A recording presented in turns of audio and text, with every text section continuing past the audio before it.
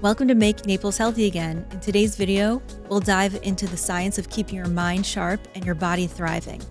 I'm your host, Pamela Carroll, and today we're tackling a topic that affects millions of us, sleep, or the lack of it. Specifically, we're exploring insomnia, the surprising role of acetylcholine in brain health, and why some common sleep aids might be doing more harm than good. Plus, we'll unpack solutions to sleep better and boost cognitive function, backed by science. Let's get started.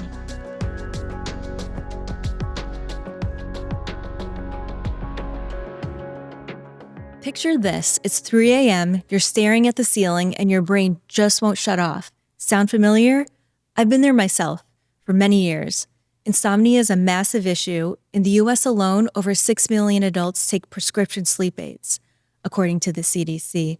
And that's not counting the millions more, potentially double or triple that, who pop over-the-counter pills like Benadryl or Unisom to catch some Z's. One of the most popular ingredients? Diphenhydramine. It's in allergy meds, sleep aids, you name it. It works by blocking histamine, which makes you drowsy.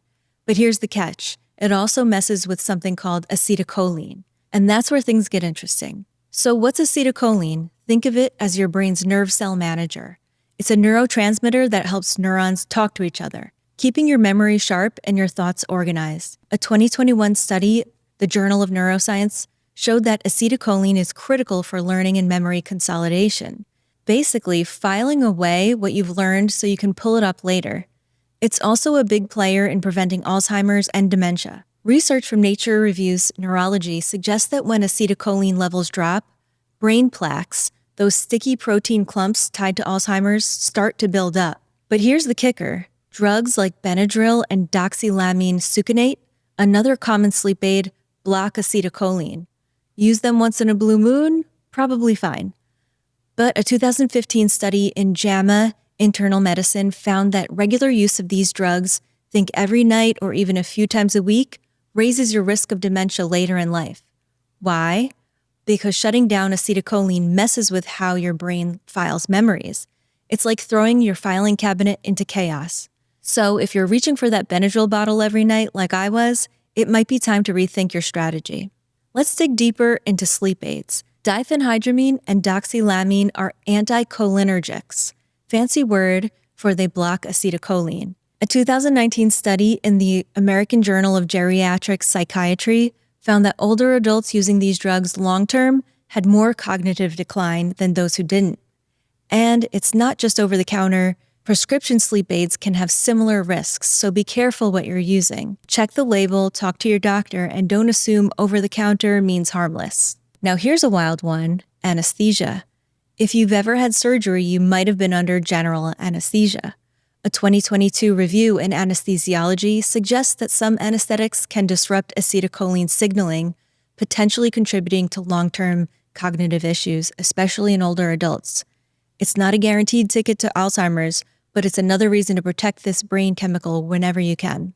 Okay, let's talk brain plaques. These are clumps of a protein called beta amyloid that build up between neurons, gumming up the works. They're a hallmark of Alzheimer's.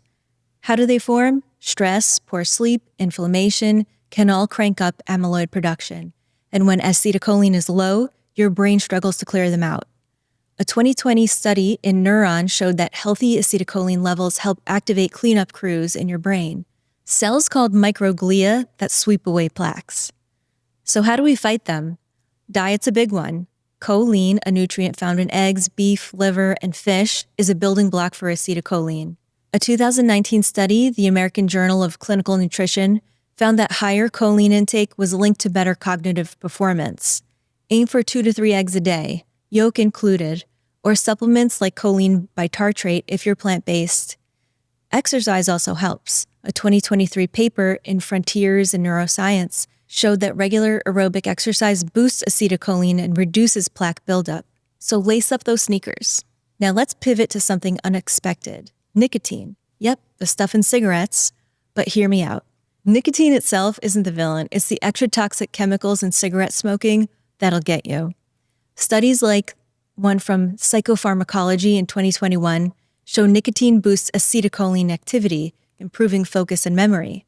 How do you get it safely? Think nicotine patches, 2 to 4 microgram doses, used sparingly. Consult your doctor first, but it's a legit option for a cognitive kick. Nicotine, like caffeine, can increase your risk of heart issues or blood pressure, so beware. Other stimulants, like caffeine, also shine here. A 2022 study in Neuroscience and Behavioral Reviews found that moderate caffeine, say 1 to 2 low-caffeine cups of coffee, enhances attention and memory by supporting acetylcholine pathways. Just don't overdo it, or you'll be back to that 2 a.m. ceiling stare. So how do we ditch the sleep aids and actually sleep? First, boost your choline with eggs or supplements. Second, try nicotine, not from cigarettes or vaping, and do it in the day, not at night, to sharpen your brain without wired nights. Third, wind down with non-drug tricks, a warm bath, meditation, or consistent sleep schedule. A 2020 Sleep Medicine Review study backs this. Routine beats pills every time. And if you're desperate, talk to your doctor about melatonin or CBT-I, cognitive behavioral therapy for insomnia. It's gold standard, no acetylcholine blocker is required. That's a wrap, folks. We've covered how acetylcholine keeps your brain humming, why Benadryl might be a memory thief, and how diet, exercise, and smart choices can fight insomnia and plaques. Your brain's worth it, so skip the shortcuts and sleep smart. I recently kicked Benadryl myself by cutting back a little at a time, with less every few nights, and I have been able to get completely off it now for about 2 weeks. I've been sleeping great. Thanks for tuning in to Make Naples Healthy Again. Catch you next time, hopefully after a solid 8 hours.